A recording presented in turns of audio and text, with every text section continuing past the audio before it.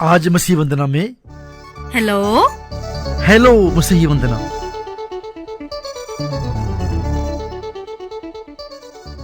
Hello मसीह वंदना सुनने वाले सभी भाई बहनों को हमारा प्यार भरा नमस्कार। आप सबका आज के हेलो मसीह वंदना में स्वागत है।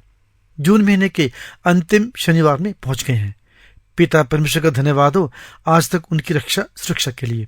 तो चलिए शुरू करते हैं आज का सफर। हेलो मसीह वंदना। जब हम घर परिवार का नाम अपने होठों पर लाते हैं तो बहुत बड़ा चित्र हमारे मानस पट पर अंकित हो जाता है। घर परिवार को लेकर हमारा घर संसार प्रोग्राम रहा है। यदि हम इनके शीर्ष गीत को सुने तो हमें काफी कुछ पता चलता है घर परिवार के विषय में। आपको घर संसार के 2 शीर्षक सुनाता हूं, जरा गौर से सुनिए।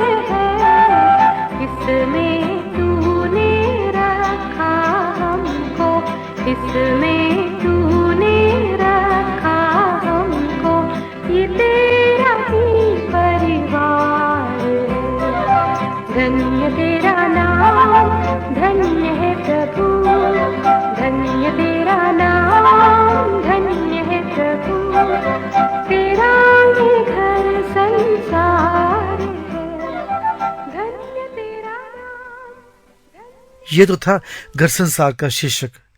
एक उर्दू प्रोग्राम होता था जिसका नाम था हमारा घर। ये हमारे फीबा रेडियो का प्रोग्राम होता था। तो लीजिए आप हमारा घर का शीर्षक गीत सुनिए। ये फीबा रेडियो की रचना है। हमारा घर।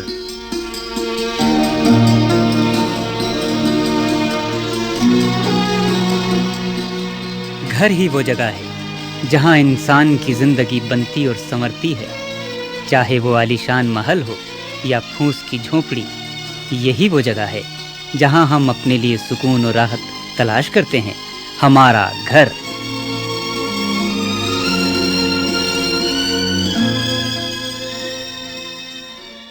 आप सोच रहे होंगे कि आज मैं क्या सुनाने बैठ गया हूं।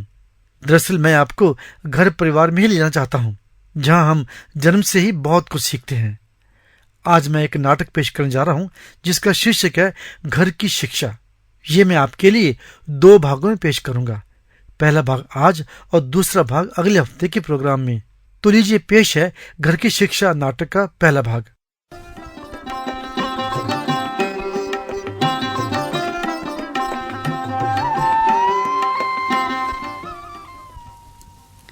अरे बेटा रंजन। हाँ माँ। आओ बेटा, खाना कभी का लग चुका है। जाओ कुंदन से भी कह दो पढ़ाई छोड़कर आ जाए। अच्छा माँ। देखा तुमने, मैं कहती थी ना मेरे बच्चे अवश्य हमारे खानदान की नाक ऊंची करेंगे। अरे भाई, ये तुम्हारे बच्चे हैं ना मेरे बच्चे, ये सब उस परमेश्वर के बच्चे हैं। अभी से क्या अभी इनके जीवन की डगर बहुत लंबी है। न जाने कितने उतार चढ़ाव देखने पड़ेंगे इनको। ये भवसागर है मालती, भवसागर। हमको तो केवल इनके लिए प्रार्थना करके अच्छी शिक्षा देनी चाहिए, क्योंकि शिक्षा ही आदमी को बनाती है और अशिक्षा ही आदमी को बिगाड़ती है। छोड़िए भी, जब भी देखो आप इनके विषय में हमेशा उदासीन से रहते हैं। कभी भी दिल खोलकर आपने मेरी हाँ में हाँ नहीं मिलाई। मालती, मैं कोई इनका दुश्मन तो नहीं। ये अच्छा है कि हम माँ बाप अपने बच्चों के लिए अच्छा सोचें, लेकिन हमको जीवन की हकीकत से मुंह नहीं मोड़ना चाहिए। मैं तुम्हारी हाँ में हाँ उस दिन मिलाऊंगा जिस दिन मैं इन दोनों को एक अच्छे इंसान के रूप में प्रभु यीशु की शरण कर हमेशा हमेशा के लिए आंखें मूंद लूंगा। डैडी, लो, आ गए हमारे दोनों लाल। डैडी। मम्मी। आओ बेटा रंजन, हाँ आओ। डैडी। तुम मेरे बगल में बैठो। और कुंदन बेटा, तुम जी अपनी डैडी। माँ के पास जाओ। कुंदन बेटे, क्या कर रहे थे इतनी देर तक? क्या आज स्कूल से बहुत होमवर्क मिला था? नहीं माँ, होमवर्क तो मैंने बहुत पहले ही खत्म कर लिया था। जरा बाइबल पढ़ रहा था। शाबाश बेटे, मुझे यही आशा थी। अच्छा, अब तुम बताओ रंजन बेटे, तुम क्या कर रहे थे? मैं भी अपना होमवर्क करके बाइबल पढ़ रहा था माँ। Very good. हे परमेश्वर, तेरा धन्यवाद हो। अच्छा चलो, अब हम खाना शुरू करें। खाने से पहले रंजन बेटे, आज तुम प्रार्थना करोगे। अच्छा माँ। Oh God, bless me and bless this food. आमीन। लो बेटा, देखो ये खीर कितनी अच्छी बनी है। ये देखो। कुंदन बेटे, जी डैडी। अच्छा तुम बाइबल तो रोज पढ़ते हो, लेकिन तुमने ये नहीं बताया कि तुम्हें बाइबल में क्या अच्छा लगता है। जरा आज हम भी सुने। डैडी, बाइबल तो मुझे पूरी अच्छी लगती है, अच्छा, लेकिन सबसे ज्यादा मुझे उसमें प्रभु यीशु द्वारा दिया गया पहाड़ी उपदेश बहुत अच्छा लगता है, जिसके द्वारा मेरे दिल में अपने भविष्य, अपने जीवन के बारे में आशाएं जाग उठती हैं। अच्छा, एक आध पद हमें भी तो सुनाओ। अच्छा, लिखा है कि तुम जगत की ज्योति हो। लोग दिया जलाकर पैमाने के नीचे नहीं परंतु दीवट पर रखते हैं, तब उससे करके सब लोगों को प्रकाश पहुंचता है। उसी प्रकार तुम्हारा उजियाला मनुष्य के सामने चमके कि वह तुम्हारे भले कामों को देखकर तुम्हारे पिता की जो स्वर्ग में है बढ़ाई करे। Very good, very good. कितना सुंदर पद याद किया तुमने। काश तुम इसको अपने जीवन में उतार पाते। अच्छा बेटे रंजन, अब तुम बताओ, तुम्हें कौन सा पद पसंद है? पिताजी, मुझे तो भजन संहिता का 23वां अध्याय बहुत अच्छा लगता है। अच्छा। जिसमें लिखा है, यहोवा मेरा चरवाहा है, मुझे कुछ खटी न होगी। वो मुझे हरी हरी चराइयों में बैठाता है। वो मुझे सुखदाई जल के झरने के पास ले चलता है। वो मेरे जी में जी ले आता है। धर्म के मार्गों में वो अपने नाम के निमित्त मेरी अगुवाई करता है। चाहे मैं घोर अंधकार से भरी हुई तराई में होकर चलूं, तो भी हानि से न डरूंगा, क्योंकि तू मेरे साथ रहता है। शाबाश बेटे, शाबाश। वास्तव में वो हमारा सच्चा चरवाहा है। माँ। जी बेटे। अब आप बताइए माँ कि मैंने अच्छा पद सुना है कि भैया ने। बेटे, बाइबल के ये पद एक दूसरे को नीचा दिखाने के लिए नहीं हैं, बल्कि अपने जीवन में इनको उतार कर अच्छे इंसान बनने के लिए हैं। भविष्य में इसका ध्यान रखना। अच्छा? अच्छा माँ। माँ, हम तो आपकी हर बात मान लेते हैं, लेकिन आप लोग तो हमारी एक बात भी नहीं मानते। क्या मतलब? आप लोगों ने वायदा किया था कि आप हमें इतवार को बोटिंग कराने के लिए ले जाएंगे, लेकिन आज कितने इतवार चले गए, आपने कोई बोटिंग ही नहीं करवाई, है ना कुंदन भैया? बिल्कुल ठीक, रंजन भैया ठीक कह रहे हैं। अब के इतवार हम जरूर नाव की सैर करने जाएंगे। Mummy please. Daddy please. अच्छा भाई, अच्छा। अगले इफ्तार को हम सब लोग नाव की सैर करने जाएंगे। हमारे अच्छे डैडी।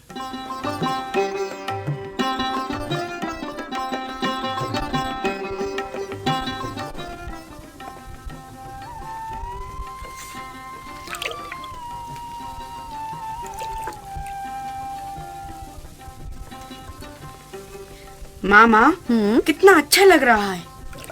वो देखो दूर सफेद सफेद हंस किस प्रकार गोता लगा लगा कर मछलियां पकड़ रही है। और वो देखो दूर एक कितनी सुंदर पीले रंग की नाव पाल खोले हुए दौड़ रही है। उसमें तो कोई चलाने वाला भी नहीं। पता नहीं माँ कैसे दौड़ रही है। बेटे, ये कोई अच्छे घर के शौकीन लोगों की नाव है। ये पालदार नाव सबके पास नहीं होती। ये हवा के इशारे पर चलती है। हवा जिस ओर से पाल में लगती है ना, तो नाव उसी ओर को चलती है। बेटे, जब इन पालदार जहाजों की दौड़ होती है ना, तो दूर से बहुत सुंदर लगती है। माँ, वो देखो माँ, एक चिड़िया बार बार ऊपर से आकर पानी को छूती है और फिर उठ जाती है। ये ऐसा क्यों कर रही है माँ? बेटे रंजन, ये छोटी छोटी मछलियों को पकड़ने के लिए गोते मारकर पानी में चोंच मारती है और मछली पकड़कर ऊपर उठ जाती है। यही तो इनका भोजन है बेटे। वो देखो रंजन, हमारी नाव के नीचे कितनी ढेर सारी मछलियाँ तैर रही हैं। हाँ, कितनी सुंदर सुंदर मछलियाँ हैं। हाँ बेटे, ये हम जैसे सैलानियों से हिली हुई हैं। देखो, वो चारा मांगने के लिए हमारी नाव के पास नजदीक आ रही हैं। तुम लोगों ने पॉपकॉर्न लिए है ना? हाँ। जरा उनको पानी में डालो, फिर देखो झुंड के झुंड कैसे कूद कर तुम्हारे पास तक आ जाएंगे। हे परमेश्वर, कितने खुश है मेरे बच्चे। अरे नाव वाले, वो देखो दूर पेड़ों के नीचे छोटी छोटी झोपड़ियां बनी हैं। कितना अच्छा लग रहा है उस तरफ। जरा नाव को उसी तरफ मोड़ लो। बाबूजी, उस तरफ तो बहुत ही अच्छा है। गांव वाले गोले का कच्चा पानी पिलाते हैं घूमने वालों को। लेकिन कुछ नहीं, हम तुमको कुछ और पैसा दे देंगे। हमारे बच्चे कई दिनों बाद बोटिंग कर रहे हैं। जरा तबीयत से बोटिंग हो जाए, फिर कौन बार बार इधर आता है। न जाने फिर हम यहाँ आए या ना आए। डैडी, वो देखो कुंदन भैया ने एक मछली भी पकड़ ली है। कितनी अच्छी है ना? अरे बेटे कुंदन। जी डैडी।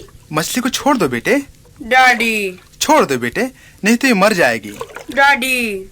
उसका जीवन तो पानी में ही है, छोड़ दो उसे। Daddy please. छोड़ दो ना। डैडी। आहा, कितनी गोल गोल सी लहरें फैल गई हैं पानी में। कुंदन भैया, आप हटिए ना, अब मैं भी मछली पकड़ूंगा। कितनी शांत है यात्रा। ये कैसी आवाज। माझी रे, माझी रे, माझी रे, माझी रे।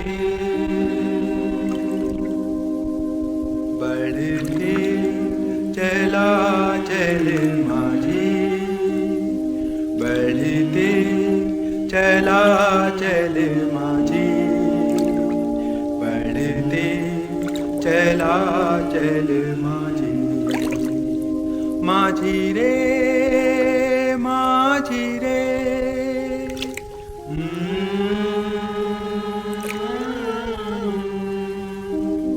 डर मत मौजों से खेल, हर दुख हंसते हुए छे,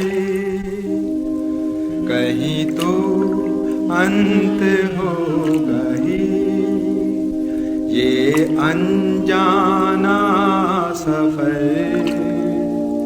बढ़ते चला चल माझी, माझी रे, माझी रे।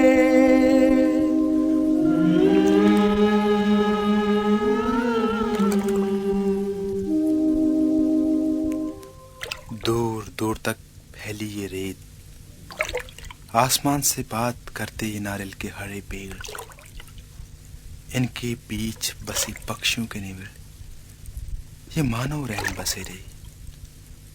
इन्हीं का तो मूक दर्द अपने हृदय में पिरो लिया था मेरे प्रभु यीशु ने। कितना असीम, कितना विशाल है ये महासागर। लगता है युग युगांतर से मानो इसको पार कर क्षितिज पर आलोकित उस महाप्रकाश में मिलना चाहता है। हाय, पापों के तेज धार वाले हथियार ने कितना काट दिया है उसके जीवन की पतवार को। कितने बौने हो गए उसके जीवन नौका की चप्पू। हे प्रभु यीशु, अब तू इस नौका की पतवार संभाल। बचाओ! भंवर, बाबूजी भंवर, संभलिए, नाव भंवर में फंस गई। क्या? मालती, कुंदन, डैडी, रंजन, डैडी, मेरे बच्चों। कुंदन के डैडी, मेरे बच्चे। आप लोग संभल कर मम्मी। बैठे रहिए। वो देखें, एक दो नाव हमारी ओर आ रही हैं। शायद उन्होंने हमारी आवाज सुन ली है। अरे अरे नाव वाले, हमको इस भंवर में से दूर निकालो। बहुत ही मुश्किल है बाबूजी, अब तो खुदा ही मालिक है। बचो, बचो, नहीं, नहीं, बचाओ, बचाओ, बचाओ। कितना पानी निकल गया इसके मुंह से, लेकिन अभी तक इसको होश नहीं आया। कितना प्यारा बच्चा है। रत्ना, हाँ हाँ। तुम इसको देखो, मैं अभी अपनी गाड़ी से जाकर डॉक्टर को लेके आता हूँ। नहीं, तुम इसे अकेला मत छोड़कर जाओ। मेरा तो जी घबरा रहा है। देखो तो, इसका चेहरा कितना पीला पड़ गया है। मैं क्या करूं, मेरी समझ में कुछ नहीं आ रहा। रत्ना, हाँ हाँ। तुम किसी को बुलाकर ला सकती हो? कैसी बातें कर रहे हैं आप? मैं इस अनजाने जगह में कहाँ चली जाऊं? क्या बात है बाबूजी, आप बहुत घबराए हुए हैं। क्या हुआ इस बच्चे को? इसकी तो बुरी हालत है। कहीं ये बच्चा उस नाव का तो नहीं जो आज सुबह उल्टी है? हाँ भैया, ये उसी दुखी परिवार का भागा बच्चा है। आज ही हमने अपनी पालदार बोट खोलकर दूर तक सैर करने की सोची थी। हमें क्या मालूम था कि हम ये दुखित घटना देखने के लिए जा रहे हैं। सुबह से अब तक इसको होश नहीं आया। लोगों ने कहा इसको उल्टा लिटा दो, ठीक हो जाएगा, लेकिन सुबह से अब तक ठीक नहीं हुआ। न मालूम क्या होगा। बीबी जी, आप बिल्कुल चिंता ना करें। ये डूबना डुबोना तो यहाँ रोज होता ही रहता है। आप लोग इसको उल्टा लिटाए रखें, ये कुछ ही देर बाद होश में आ जाएगा। जरा इसके पांव के तलुओं को मलते रहें, देखें थोड़ी देर बाद बिल्कुल ठीक हो जाएगा। आप चिंता ना करें। हाँ, शरीर तो शायद ठीक हो जाएगा, लेकिन होश में आने के बाद जब इसे मालूम होगा कि इसके सारे परिवार को नदी निगल गई है, तो इसके मन को कितनी चोट लगेगी। हे परमेश्वर, ये दिन किसी को न दिखाए। रत्ना, वो देखो, ये देखो, ये बच्चा आंखें खोल रहा है।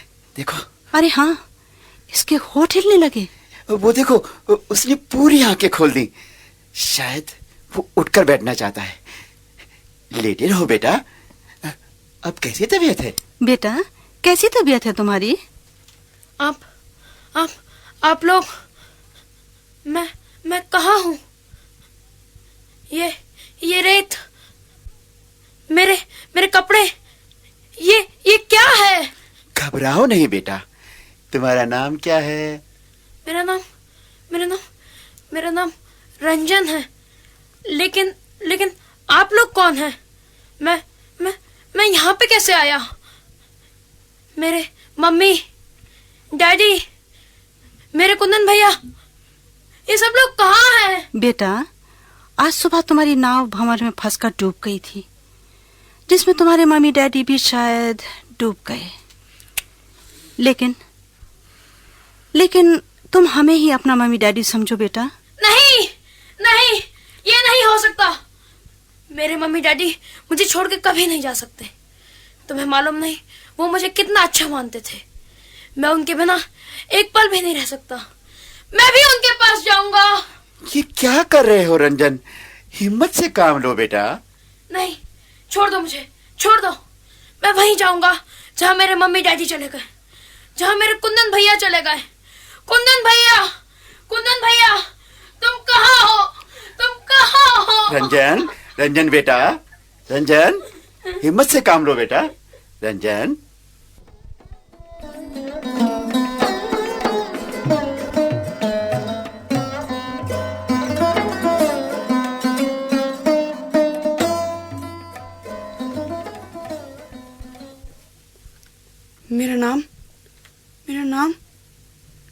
नाम कुंदन है। लेकिन तुम लोग कौन हो? मैं यहाँ ये सब कुंदन? कुंदन कितना अच्छा नाम है। अरे ये तो फिर बेहोश हो गया। जितनी देर बेहोश होता है हो ले, फिर तो मैं तुझे ऐसा होश में लाऊंगा कि जिंदगी भर बेहोशी रहेगा। हाँ चंपा। क्या है रे? अरे वो जखिया अभी तक नहीं आया। क्या खबर है धंधे की? उसके पीछे सब आदमी तो गए हैं ना? अरे तू काहे की फिक्र करता है? सब कुछ ठीक कर दिया है। चंपा का भी कोई काम कच्चा नहीं करती। ठीक है। ठीक है, और कुछ होगा भी तो वो जखिया को ही। दद्दा, ओ दद्दा रे, दरवाजा खोल। चंपा जा देख, लगता है आ गया वो जखिया का बच्चा। जखिया आ गया रे, सब ठीक तो है? तेरा नमक खाया आदमी कैसे कच्चा हो सकता है दद्दा? हाँ, पुलिस के साथ मारा मारी में हमारा एक आदमी जरूर मारा गया। मारा गया? मर गया, लेकिन अपना काम तो ठीक हो गया। जा जखिया। तुम्हारे जखिया ने आज तक कभी धंधे के मामले में गड़बड़ी नहीं की, तो फिर मर जाने दो उसको। Mummy, daddy. अरे ये कौन है पिल्लई दादा? अरे ये तो बहुत अच्छा है, छोकरा लगता है, बिल्कुल छोकरा। तुम क्या समझता है, आज तो हम सबकी कड़क पार्टी करेगा। तुम अपने धंधे में माल कमाया और हमको किस्मत ने आज हीरा दिया। हीरा, वो हीरा जिसके सामने दुनिया का माल कुछ भी नहीं। इस करोड़ों रुपये के छिपे धंधे के लिए हमको एक ऐसे आदमी की जरूरत थी जो हमारे बाद धंधा संभाल सके, और वो आदमी आज हमको मिल गया।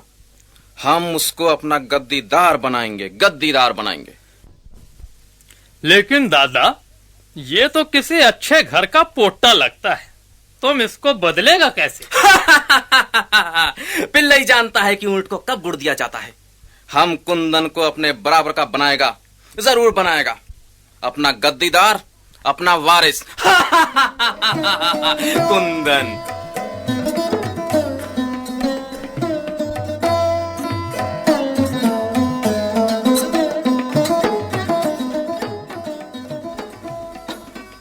अब बोलो, तुम मुझे यहाँ क्यों लाए हो? कुंदन, तुम अपनी जिद छोड़ दो। पिल्लई दादा का कहना ना मानने वाला कोई भी आज तक इस दुनिया में नहीं बचा। तुमको नहीं मालूम बच्चे, तुम शेरों की मान में हो। पानी में रहकर तुम मगर से बैर नहीं कर सकते। हम तुमको बोलता तो मान जाओ।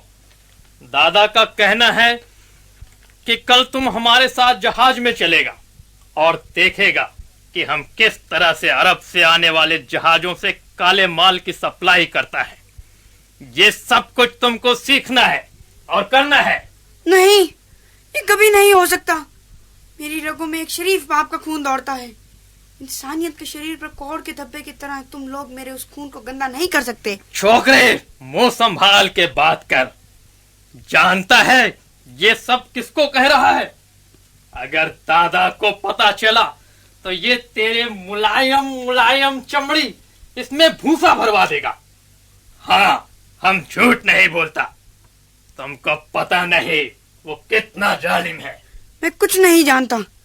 तुम्हारे इस दादा को चाहे वो गरम सलाखों से मेरे होंठों को दाग दे, मुझे बांधकर कोड़े मारे या मेरे टुकड़े टुकड़े भी कर दे, लेकिन मैं तुम कुत्तों के सामने कभी नहीं झुकूंगा।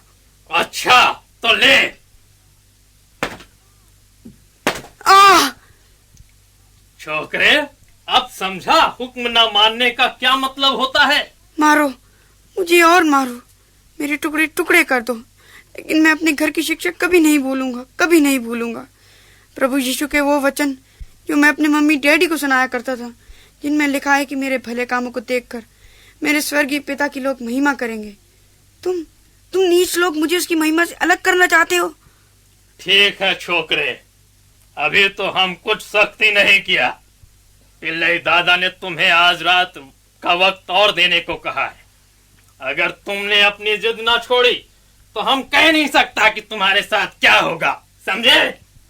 हे प्रभु यीशु, तेरे वचनों पर चलने का ये नतीजा, तू मुझे शक्ति दे कि मैं एक सह सकूं, अपने माँ बाप द्वारा दी गई पवित्र बाइबल की यह शिक्षा न भूल सकूं कि मैं जगत की ज्योति हूँ, मेरे कामों से मेरे स्वर्गीय पिता की बड़ाई होती। मम्मी, तुम कहाँ हो? डैडी, तुम कहाँ हो? काश मेरी ये हालत देखते तो ना जाने क्या करते। मेरे भैया रंजन, तुम कहाँ हो भैया? मुझे भी अपने पास बुलाओ।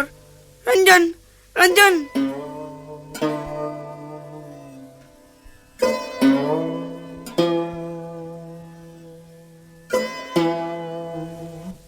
रंजन, आज देर कैसे हो गई बेटे?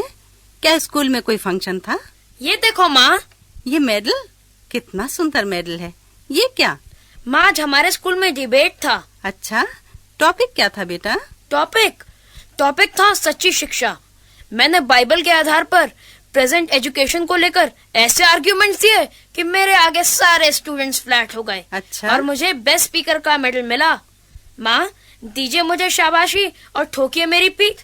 मुझे आशीर्वाद दीजिए कि आने वाले साल में भी मेरे सामने कोई न टिक सके और मैं अपने स्कूल के बेस्ट स्पीकर के रूप में नाम कमाऊं और भविष्य में एक प्रसिद्ध एडवोकेट बन सकूं। बहुत अच्छे बेटे, लगता है तुम एक दिन इस शहर के एक बहुत बड़े वकील बनोगे। शाबाश बेटा, वाकई तुम बधाई के पात्र हो। लेकिन बेटे, तुम में अपनी इस जीत के कारण कुछ घमंड सा आ गया है। बेटे, ये सच है, मनुष्य को अपने अच्छे कार्य के बारे में गर्व जरूर होना चाहिए, लेकिन घमंड नहीं। तुम डिबेट में सच्चाई उभार कर लोगों की भलाई की बात किया करो, ना कि दूसरे स्टूडेंट्स को हराने की या उनको नीचा दिखाने के लिए। भविष्य में इस बात का ध्यान रखना बेटा। बेटा, बाइबल के ये पद जीवन में उतारने के लिए हैं, ना कि एक दूसरे को नीचा दिखाने के लिए। बेटा, बाइबल के ये पद जीवन में उतारने के लिए हैं, ना कि एक दूसरे को नीचा दिखाने के लिए। माँ, मेरी माँ, तुमने सच कहा था माँ। आज भी तुम्हारा एक एक शब्द मेरे कानों में गूंज रहा है। माँ, बाइबल के ये पद एक दूसरे को नीचा दिखाने के लिए नहीं, बल्कि जीवन में उतारने के लिए हैं। मैं भूल गया था माँ, मुझे क्षमा कर दो। भविष्य में। रंजन बेटे, तुम कहाँ खो गए? तुम्हारी आंखों में ये आंसू, क्या बात है बेटे? कहीं मेरी बात से तुम्हें चोट तो नहीं लगी? मुझे माफ कर दो मेरे बेटे। माँ, ऐसा न कहो माँ, ऐसा न कहो। आज आपने वास्तव में मेरी आंखें खोल दी हैं। मुझे भूला हुआ वचन याद दिला दिया है जो मैंने अपनी माँ को दिया था। रंजन बेटे, तुम क्या कह रहे हो? तुमने किसको वचन दिया था? माँ, उस मनहूस दुर्घटना से पहले मैंने बाइबल का पद सुनाकर अपने भाई कुंदन को नीचे दिखाना चाहा। तभी माँ ने मुझसे कहा था कि मैं बाइबल का पद किसी को नीचे दिखाने के लिए ना कहूँ। ठीक उसी प्रकार आज भी मैंने जो मेडल जीता, मेरे दिल में अपने बारे में घमंड और दूसरे को नीचे दिखाने की भावना जाग उठी थी। ठीक उसी प्रकार जिस प्रकार कुंदन भैया को नीचा दिखाने के लिए। ना मालूम कहाँ होंगे मेरे कुंदन भैया।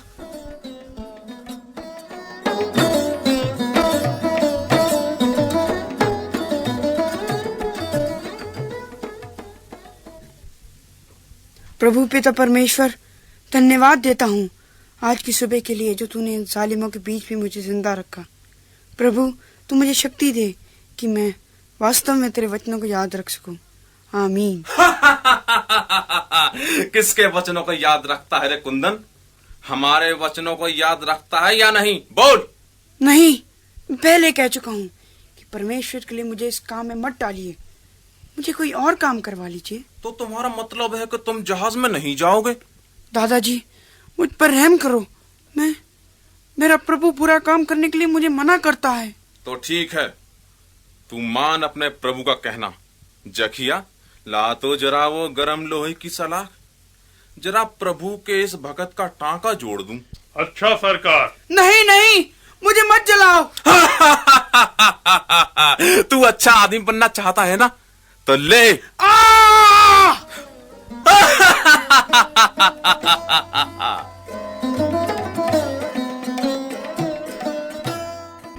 समय अभाव के कारण से इस नाटक का शेष भाग मैं अगले हफ्ते आपके लिए पेश करूंगा।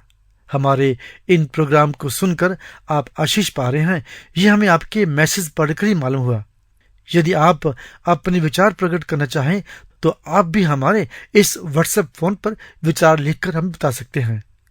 हमारा फोन नंबर है 9319473370 9319473370 और हमारा ईमेल है info@masihivandana.org। यदि आप मसीही वंदना का कोई गीत या संदेश या नाटक सुनना चाहें तो इसके लिए आप हमारे स्टूडियो के फोन पर संपर्क कर सकते हैं, व्हाट्सएप मैसेज से या कॉल के द्वारा। हमारा फोन नंबर है 9780727114 9780727114।